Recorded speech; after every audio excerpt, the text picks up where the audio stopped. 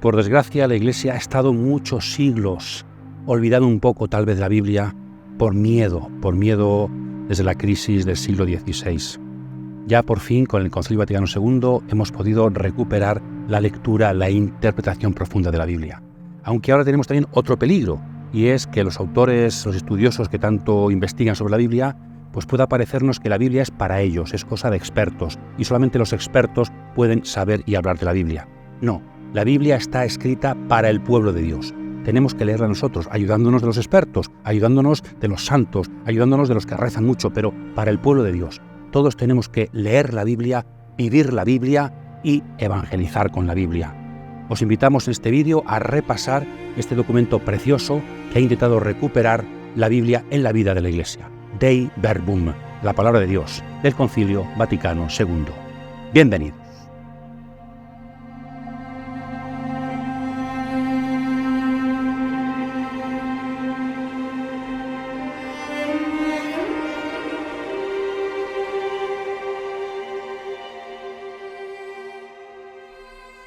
Continuamos trabajando sobre lo que es la Biblia, una introducción a la Sagrada Escritura.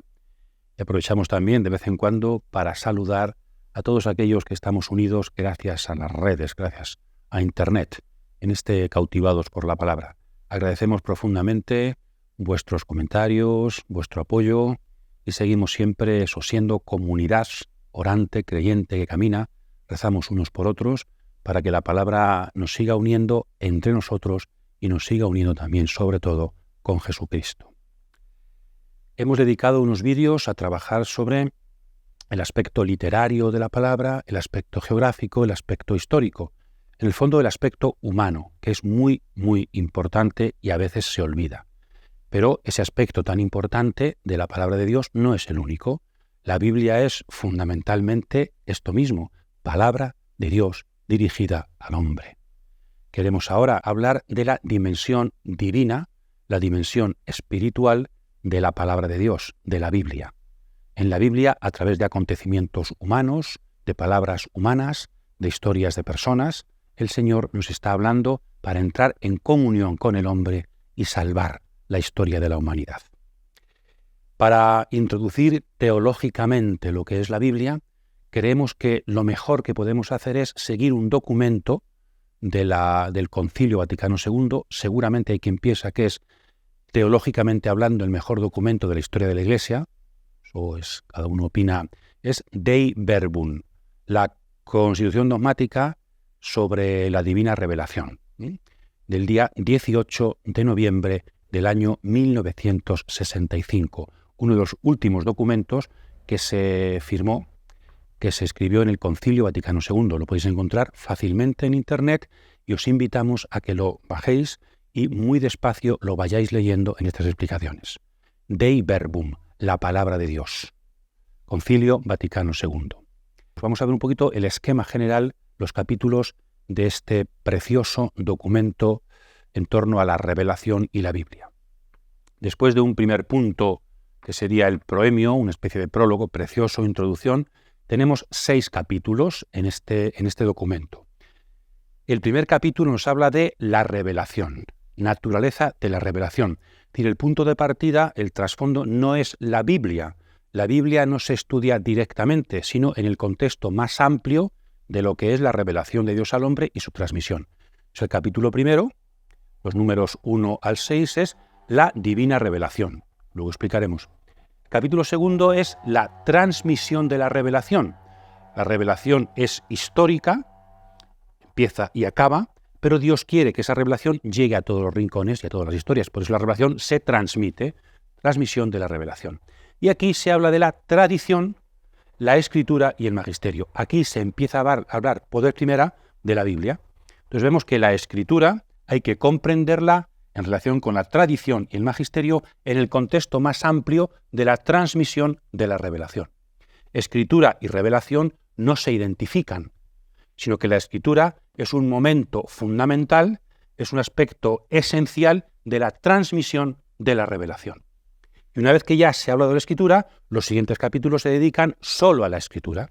El capítulo tercero, las características principales de la Biblia, que son inspiración, canonicidad, verdad e interpretación correcta de esta escritura que está inspirada.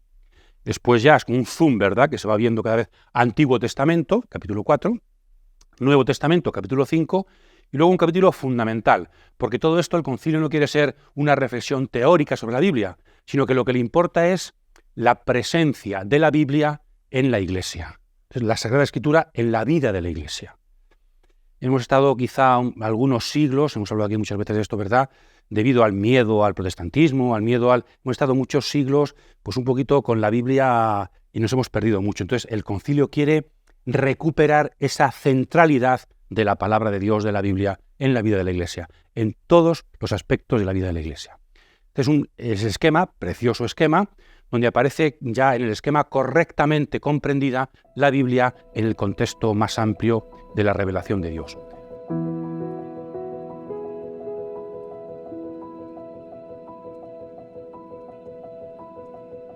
In principio era il verbo era preso Dio, e il verbo era Dio. Egli era in principio preso Dio.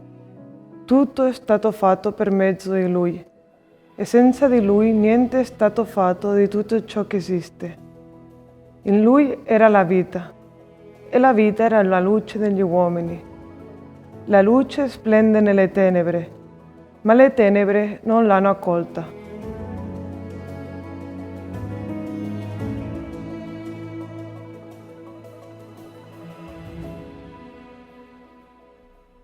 Os invitamos a leer despacio el número 2 de Dei Verbum, muy corto, muy breve. Lo que voy a hacer aquí es un comentario a Dei Verbum 2. ¿Cuáles serían, desde mi punto de vista, las características de la revelación según Dei Verbum 2? A lo mejor algunas aparecen más claras, otras no.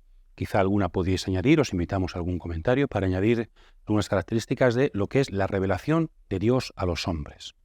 Yo vería 7 características principales. La primera, ya desde el comienzo, quiso Dios, en su bondad y sabiduría, revelarse a sí mismo, quiso Dios. Es decir, la revelación es un acto gratuito de Dios. No es algo necesario. Y esto, expliquémoslo, es una gratuidad, diríamos, al cuadrado. Dios, en su eternidad, en su eterna bondad, en su ser eterno, no tendría por qué haber creado nada. La creación es un acto gratuito de Dios. La creación no es necesaria, es contingente, es fruto de un acto libre de Dios. Pero más, Dios podría haber creado el mundo, Dios podría haber creado al hombre y no haberse revelado. Dios podría ser creador y el hombre criatura. Habría un aspecto fundamentalmente religioso en la vida del hombre, pero Dios podría no habernos querido salvar, hacernos amigos.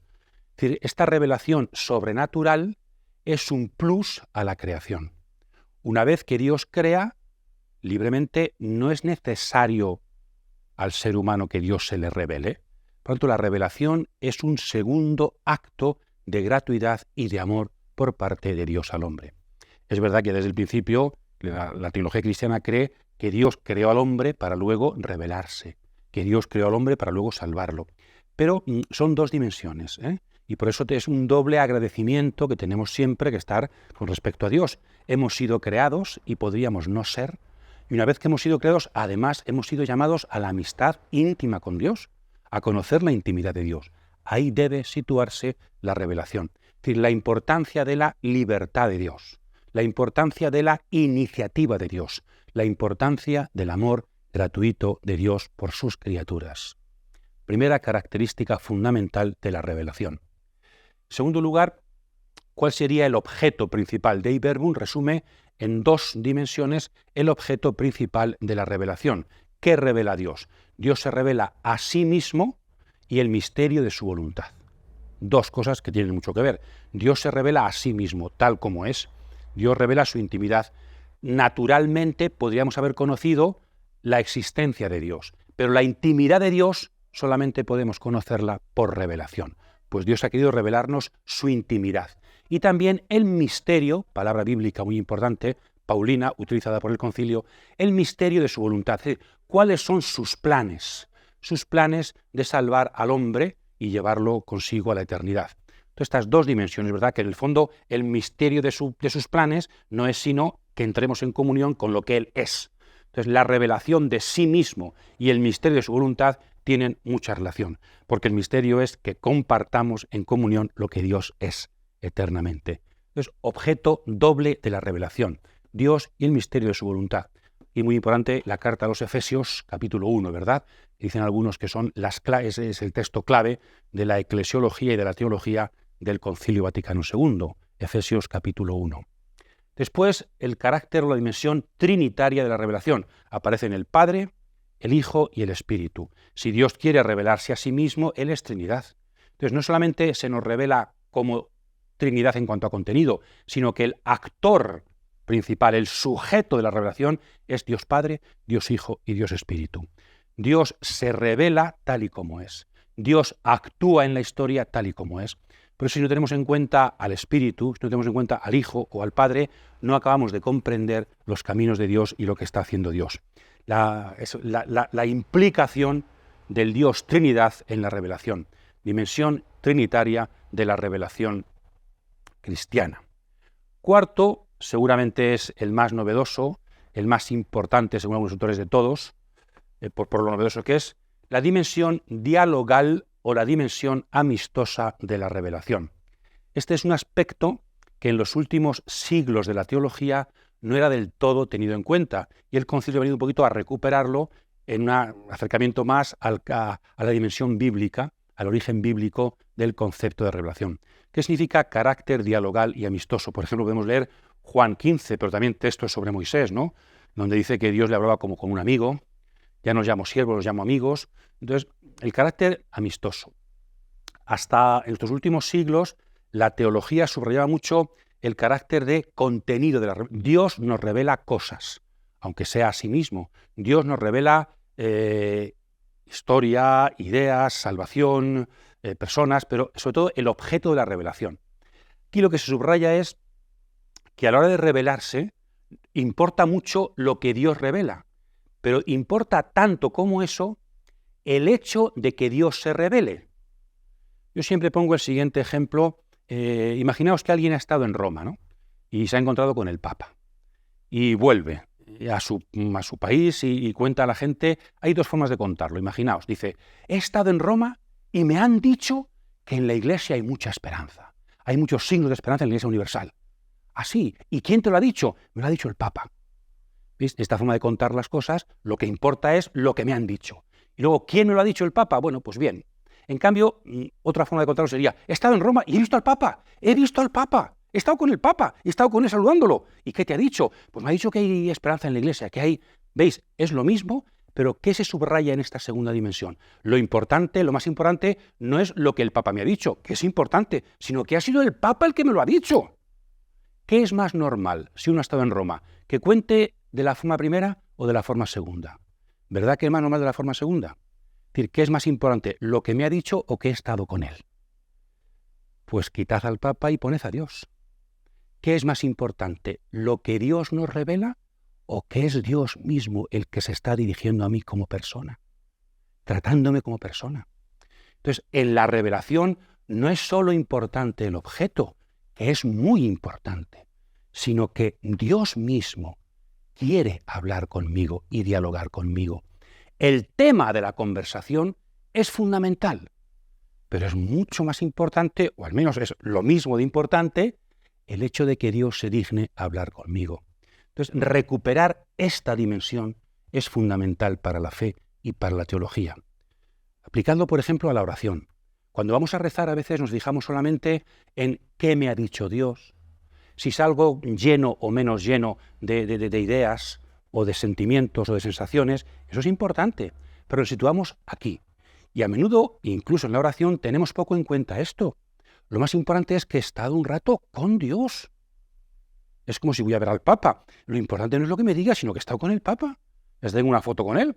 O un enfermo, mi padre que está enfermo, Lo importante no es lo que hablemos, sino que estoy un rato con él, persona a persona. Entonces hay que insistir mucho. Creo que esto del concilio nos ha dado un regalo enorme y en la Iglesia no sé si todavía nos hemos enterado bien, lo hemos comprendido bien. Recuperar la dimensión dialogal, la dimensión amistosa de la revelación. No solamente importan los contenidos, que importan y mucho, sino que importa el diálogo de Dios con nosotros. Por eso, lo que importa en la catequesis, en la oración, no es solamente transmitir contenidos y da igual quién lo transmita, sino que en la catequesis y en la oración lo importante es poner en comunión con las personas y Dios, poner en comunión a las personas con Dios. Y luego después los contenidos también son importantes, pero lo más importante es que los que van a catequesis se encuentren con el Señor y sea alguien real para ellos. Que los que rezamos seamos conscientes de que Dios está con nosotros. Nos hable más, nos hable menos, pero Él está con nosotros. Bien, importancia fundamental, no me cansé de estar aquí hablando para que de verdad apliquemos esto a todas las dimensiones de nuestra vida, a la oración, a la teología, al estudio de la Biblia. Cuando yo leo la Biblia es muy importante las ideas que saco, lo que me ilumina. Es muy importante, pero es más importante que Dios mismo en persona me está hablando a través de la palabra. Y por eso Dios nos dignifica, porque al tratarnos como sujetos nos diviniza. Esta es la clave de la revelación y, como veremos, la clave de la salvación. Bien, carácter dialogal, carácter amistoso de la revelación. Después se sigue subrayando la dimensión histórica de la revelación. Dios se revela no en libros, Dios se revela no solo en palabras, sino en hechos sucedidos y en palabras pronunciadas. En hechos y palabras que se iluminan mutuamente. Los hechos sin las palabras no se comprenderían, las palabras sin los hechos serían vacías. Dios no es solo el Dios bíblico, no es solo un Dios que habla, nos transmite palabra. Acordaos la religión de la palabra del primer vídeo, ¿verdad? El cristianismo no es una religión del libro, es una religión de la palabra de Dios desarrollada en la historia, de la persona de Jesucristo. Entonces, en los profetas del Antiguo Testamento, por ejemplo, son muy importantes los hechos, los acontecimientos históricos, Dios que son comprendidos desde la palabra de Dios. Entonces, hechos y palabras que se iluminan mutuamente. La dimensión histórica de la revelación. Dios se revela y nos salva a través de acontecimientos históricos. Para el Antiguo Testamento, la clave histórica sería el Éxodo. En el Antiguo Testamento Dios actúa muchas veces, pero el momento en el que Dios ha actuado por antonomasia ha sido en la generación de Moisés. Y desde ahí después sigue actuando, pero con referencia siempre a ese hecho histórico. En el Nuevo Testamento, la vida de Jesús.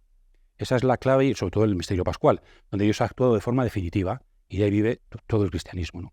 Entonces Dios se revela en biografías, como decíamos en el caso de Tobías, ¿verdad? Dios se revela en personas, Dios se revela en acontecimientos y palabras. Dimensión histórica. Y por eso, como veremos, la revelación tiene un principio, y si es histórica, tiene un final. La revelación también es histórica en ese aspecto. Bien, después, fundamental también, carácter salvífico de la revelación. Dios no se revela fundamentalmente para informarnos, para decirnos la importancia de la vida, o ni siquiera para darnos normas, sino que Dios se revela para salvarnos. Y aquí muchas veces no hemos comprendido también, igual que en el carácter dialogal, no hemos comprendido yo creo muy bien la revelación y por eso hemos confundido también la Biblia con aspectos históricos, con aspectos morales, con aspectos hasta científicos. No, Dios se revela para salvarnos. La intención de Dios es que entremos en comunión con Él. Después veremos un poquito, desarrollaremos esa importancia de la relación entre comprender bien el carácter salvífico de la revelación y el carácter amistoso. Si comprendemos bien ambos, comprenderemos bien, yo creo, el misterio del cristianismo. Dios lo que quiere es salvarnos. Dios no es un profesor de universidad, sino que Dios es un padre y un amigo que quiere vincularnos a su amor. Y por fin, el último, el carácter cristocéntrico o cristológico de la revelación. De Iberbund II acaba diciendo que Jesús, que Cristo, es la plenitud y el mediador de toda revelación. En el fondo, este aspecto final resume todos los anteriores. Cristo es nuestro Salvador, Cristo es la persona histórica, Dios hecho carne, que nos salva, Cristo es el amigo, que nos llama amigos, Cristo es la Trinidad revelada, Cristo es la esencia de Dios, Cristo es la gratuidad de Dios entre nosotros. Cristo es una característica fundamental que a su vez resume todas las características anteriores. Y aquí dos ideas.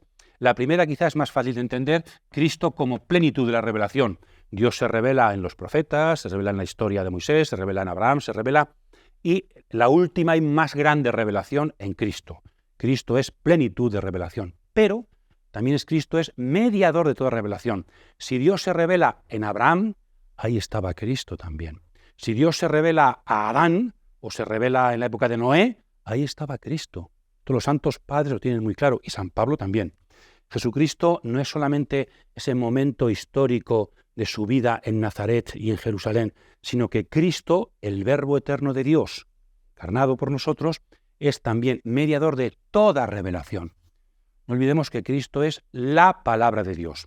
Entonces, en cuanto Dios quiere abrir la boca para revelarse, ¿qué le sale a Dios? La palabra. ¿Y qué es la palabra? Cristo. Entonces, por eso Cristo es mediador de toda revelación. Dios no puede revelarse aparte de Cristo, porque Cristo es la palabra de Dios. En cuanto Dios habla, es Cristo quien sale. Por eso Cristo es plenitud y mediador de toda revelación divina. Bien, releed el texto y meditadlo, y sobre todo intentad sacar de aquí relación de todo esto con nuestra concepción de la fe y nuestra vida cristiana.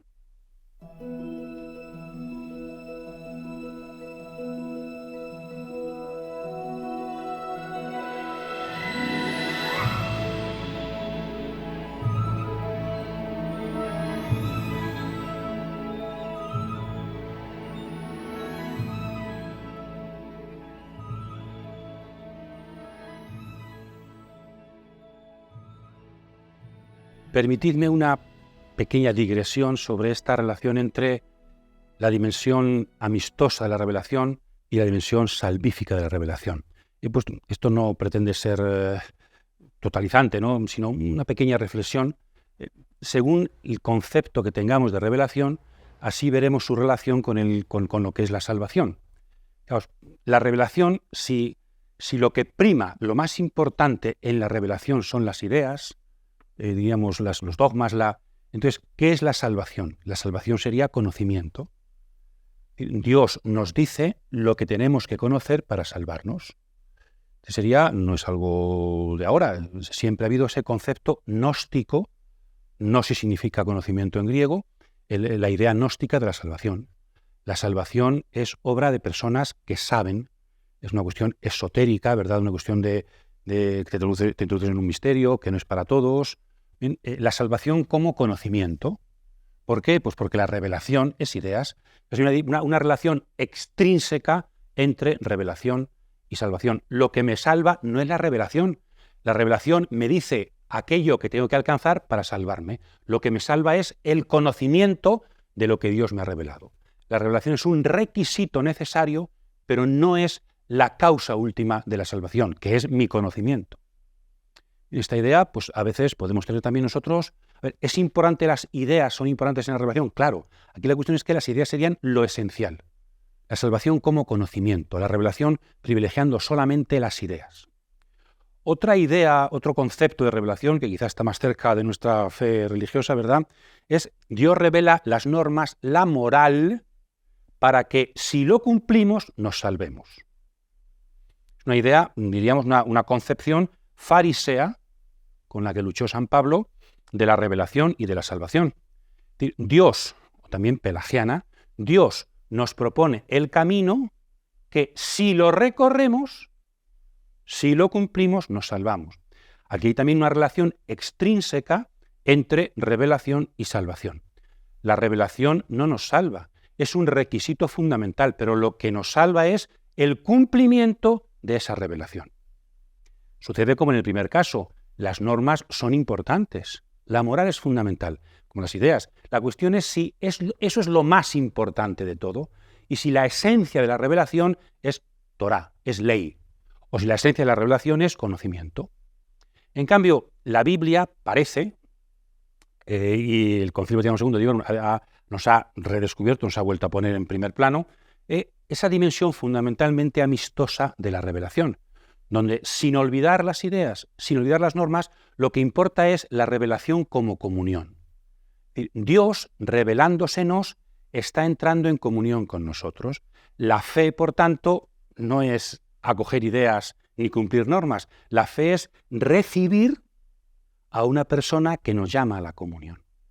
¿Y qué es la salvación? Lo mismo, la salvación es comunión eterna con Dios. Por tanto, ¿qué es la revelación? Es incoar, comenzar en nosotros la salvación. La salvación no es sino la plenitud de la revelación, que ya es comunión. Entonces, Dios revelándosenos empieza a salvarnos. Nos salvamos acogiendo la revelación amistosa de Dios y eso ya, por eso ya en la tierra, diría San Juan, tenemos vida eterna. Ya en la tierra somos amigos de Cristo, ya en la tierra hemos empezado a salvarnos, porque ya en la tierra somos hijos de Dios, somos aquellos que acogen la revelación. Aquí la clave es la fe. Y entonces la relación entre revelación y salvación no es extrínseca, sino que es la siembra y el fruto, el comienzo y la plenitud. Ya Santo Tomás de Aquino, decía que la fe es aquella que incoa la vida eterna en nosotros. Justamente, la revelación acogida en la fe no es un requisito para luego salvarnos, sino que ya incoa en nosotros, introduce en nosotros la vida eterna, la salvación. Entonces yo creo que, sin negar nada, matizando siempre, pero creo que hay aquí una reflexión fundamental sobre la jerarquía en el fondo, ¿no? Sin despreciar esto, pero ¿cuál es la clave de la revelación y su relación con la salvación? Creo que aquí el concilio recupera esa perspectiva bíblica que yo os invito también a reflexionar y a aplicar en nuestra vida, siempre con matices, siempre sin destruir nada, sin despreciar nada, sino recolocando las cosas en su sitio. Aquí la teología de San Pablo, Jesucristo mismo, los profetas también tienen mucho que decirnos. Dimensión salvífica y dimensión amistosa de la revelación.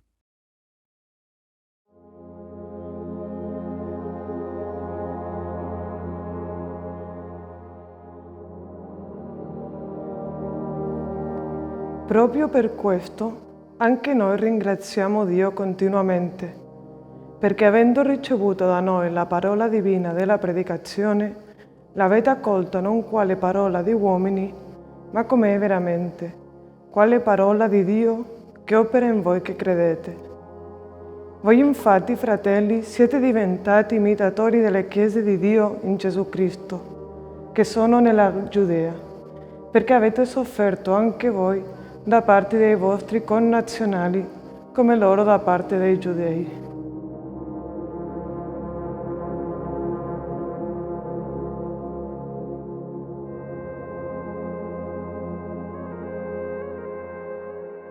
Continuamos meditando, trabajando Dei Verbum. Los números 3 y 4 subrayan, desarrollan la dimensión histórica de la revelación.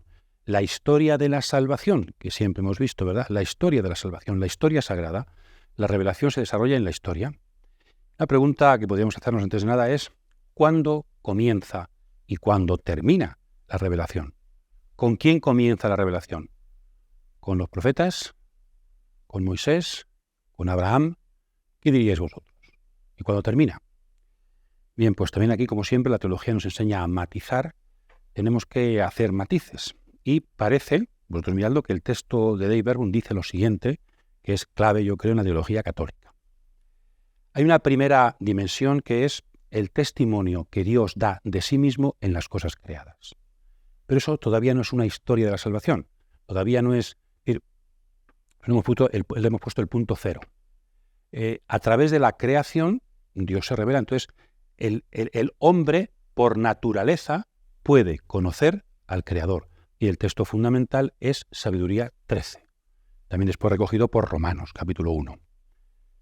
El ser humano es capaz de Dios, por naturaleza, aunque no haya revelación. Aunque Dios no se revelara, el hombre podría conocer algo de Dios, su existencia, su ser creador. Antes se hablaba aquí de revelación natural. El Concilio Vaticano II prefiere no hablar de revelación y dejar el concepto de revelación para aplicarlo solo a la revelación sobrenatural. Entonces sería el conocimiento natural de Dios, que es la base de todo lo demás. Si el hombre no es capaz de Dios, Dios no se puede revelar al hombre. Entonces, para que llegue la revelación, antes Dios tiene que crear una persona, alguien, que sea capaz de conocerlo, capaz de recibir una futura revelación. Esa primera dimensión, que seguimos con ella, todo ser humano como criatura es capaz de Dios y capaz, por analogía, diría Sabiduría 13, de conocer a Dios. Y pues dice, ¿no? Da testimonio perenne de sí mismo en las cosas creadas. Primera dimensión. Y ahí comenzaría la historia de la revelación, la historia de la salvación, la revelación sobrenatural. Ya no solamente somos criaturas, sino que somos elevados, somos divinizados por la historia de la salvación. Bien, aquí también hay una cuestión, y es que normalmente en muchos textos de catequesis, yo no lo sé, pero a veces me ha parecido ver lo siguiente. El esquema teológico, se suele decir, es el siguiente. A, creación. Dios crea al hombre y lo crea por amor. B, pecado original. C, revelación. Según este esquema, la revelación sería la respuesta de Dios al pecado del hombre contra el Dios creador. Bueno, pues este esquema no es el esquema católico. El esquema católico es A, creación, B, revelación, C, pecado, y D, la revelación continua, ahora en forma de perdón, en forma de redención. Es decir, el pecado original no es contra el Dios creador, lo cual sería quizá un poquito menos grave, ¿verdad? La gravedad del pecado original es que es un pecado contra el Dios amigo, contra el Dios que se nos ha dado por entero. Entonces, el esquema, según Dei Verbum número 3, tenemos Dios crea el mundo y se revela a nuestros primeros padres antes del pecado. Nuestros primeros padres rechazan esa revelación y por eso, pues eso es tan fuerte, tan importante, tan desastroso ese pecado. Y Dios, frente a ese pecado, no ha dicho, pues ya ha terminado, ya nada. No, sino que ha continuado esa dinámica de la revelación que ahora tiene los tintes de la redención, del perdón, de la misericordia, y continúa en toda la humanidad. La revelación no es propia del cristianismo, la revelación no es propia del judaísmo, sino que Dios está presente desde los primeros padres en toda la humanidad de una forma análoga, eso sí. Comprendamos bien la universalidad y la concreción de la revelación. Esto es fundamental para comprender bien el misterio cristiano. Entonces Dios, no solamente como creador, sino como revelador, está presente en toda la historia de la humanidad, conduciéndola con su providencia. Y después, como parte de esa revelación fundamental, como esencia de esa revelación, elige a un pueblo para salvar a todos los pueblos. Está el Antiguo Testamento, ¿verdad? Abraham, los patriarcas, Moisés fundamental y los profetas. Entonces no se pueden contraponer, sino porque Dios quiere salvar a todos, porque la revelación afecta a todos, Dios elige a un pueblo. Es fundamental en teología y en la vida cristiana que sepamos compaginar la universalidad de la salvación y la elección particular de un pueblo para esa salvación. Es fundamental no eliminar ninguna de esas dos dimensiones. Y aquí también el Concilio hace un precioso resumen, en 3 palabras, de la revelación del Antiguo Testamento. Dice que ahí se reveló como Dios único, vivo y verdadero y vivo actuando, el monoteísmo, también revelándose como Padre providente y justo juez, Dios se habla en el Antiguo Testamento así, y también enseña a un pueblo a esperar al Mesías, a esperar la redención definitiva. Resumen precioso de lo que sería el Antiguo Testamento para la teología cristiana. Y después sería el siguiente punto, plenitud, el Evangelio, que ya pasamos al punto 4. Entonces, preciosa perspectiva de la historia universal y particular de la revelación, que culmina en Jesucristo.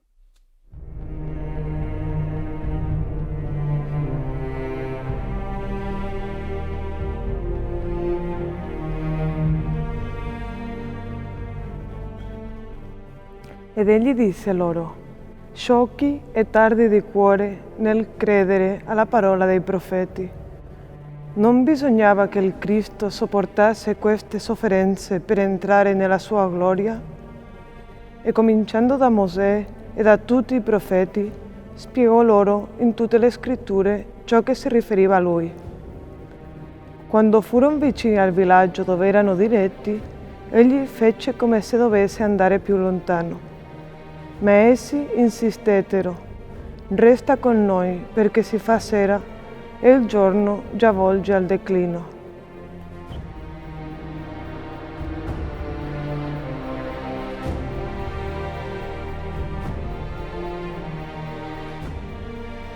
Hablando de la historia de la revelación, Dei Verbum 3 y Dei Verbum 4, el número 4 está dedicado a la plenitud histórica de esa revelación, que es el Hijo y su encarnación.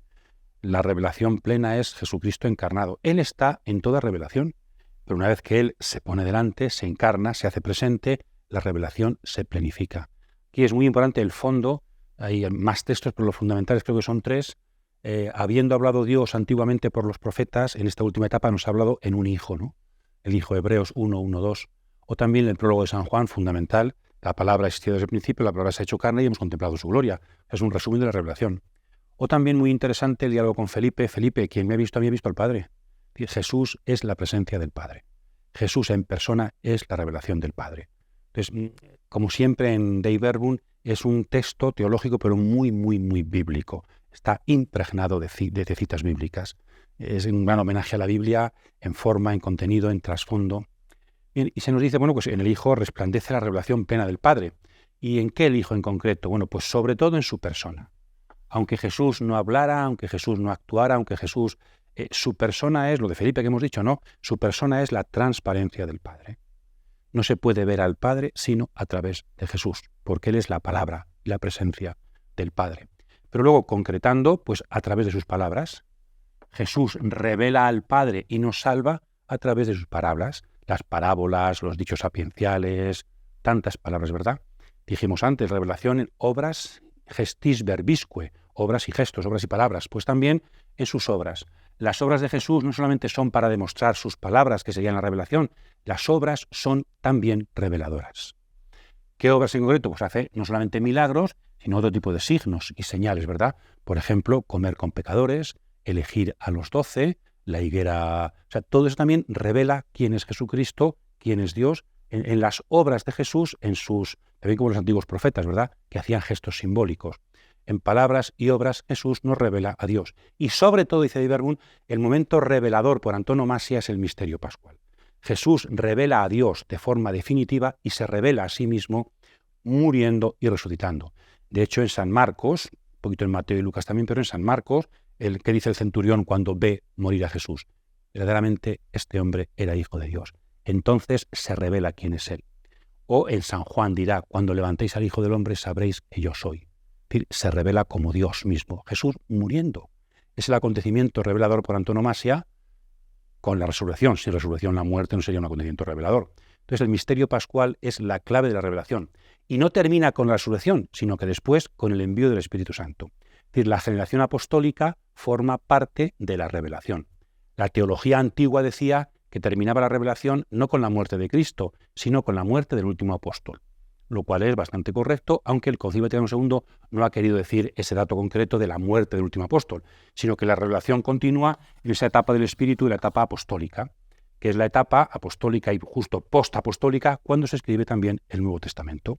Entonces, la revelación planificada en Cristo no acaba con la resurrección de Cristo, sino con su presencia resucitada y con su presencia en el Espíritu en la generación apostólica. ¿Y cuál es otra vez el carácter salvífico de la revelación? ¿Para qué todo esto? Nos dice también Dei Verbum, como citando de fondo a Juan, la conclusión de San Juan, para dimensión negativa, para librarnos de las tinieblas del pecado y concedernos la vida eterna.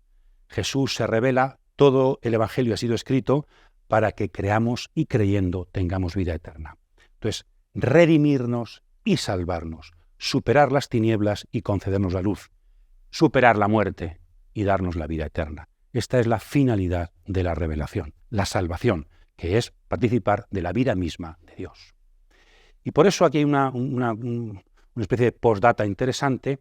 Ya no tenemos que esperar ninguna revelación pública. La revelación ha terminado hasta la parusía del Señor, la revelación con mayúsculas, el apocalipsis de Jesucristo con sus ángeles y sus santos. Ahí llegará Jesucristo al que podremos ver ya de forma plena. La revelación ha terminado en espera de la parusía, pero el concilio dice revelación pública porque no quiere entrar en el tema que Jesús, Dios, la Virgen, puede haber revelaciones privadas. Claro que sí, por supuesto. Pero la revelación que nos salva, la revelación con mayúscula, la revelación con antonomasia, es la que estamos hablando aquí y la que es necesaria para la salvación.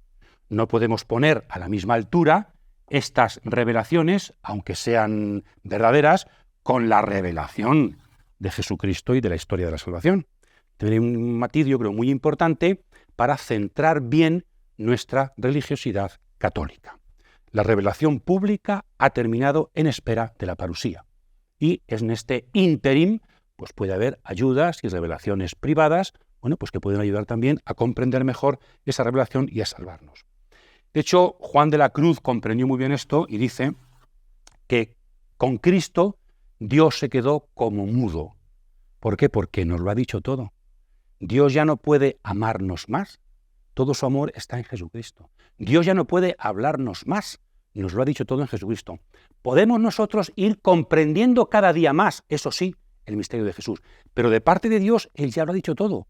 Con la muerte de Cristo y su resurrección y el envío del Espíritu, Dios lo ha dicho todo. Tendremos que ir comprendiendo, profundizando, entrando en el misterio. Pero Dios se ha quedado como mudo. Dios se ha revelado plenamente en Cristo. Eso manifiesta el misterio, el gran misterio de amor de la revelación. Cómo Dios nos lo ha dado todo. Tanto amó Dios al mundo que entregó a su Hijo. Entonces ya no podemos, viene aquí la carta a los Hebreos cuando nos dice, en el capítulo 6, si uno cree en Cristo y se aparta de Cristo, no puede esperar de Dios otro medio de salvación. El único medio de salvación para los pecadores, ateos, cristianos, es Jesucristo. Fuera de Jesucristo, Dios no puede amar. Fuera de Jesucristo, la misericordia de Dios no existe. Fuera de Jesucristo, la palabra de Dios no existe. Fuera de Jesucristo no existe la revelación, existe la salvación.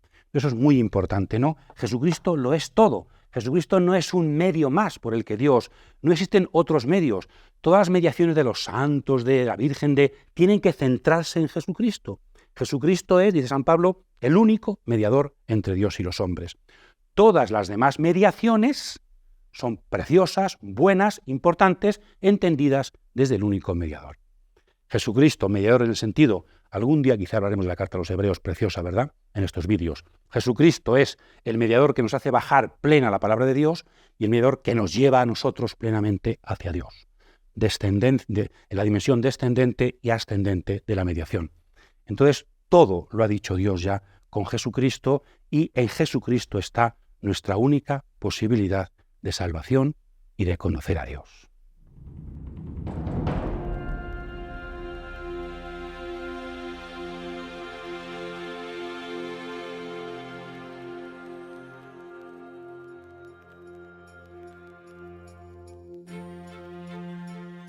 Dios ha querido ser amigo del hombre, intimar con el hombre a través de la palabra. Por eso abrir la Biblia es descubrir un mundo, el misterio del amor de Dios por nosotros. Por eso abrir la Biblia no es solamente encontrar ideas, disfrutar de un texto, aprender historias, ni siquiera aprender solo cuestiones de vida y moral, sino que es asomarnos al corazón de Dios, porque es revelación, es palabra suya, es Jesucristo abierto de par en par, para poder mostrarnos el corazón del Padre.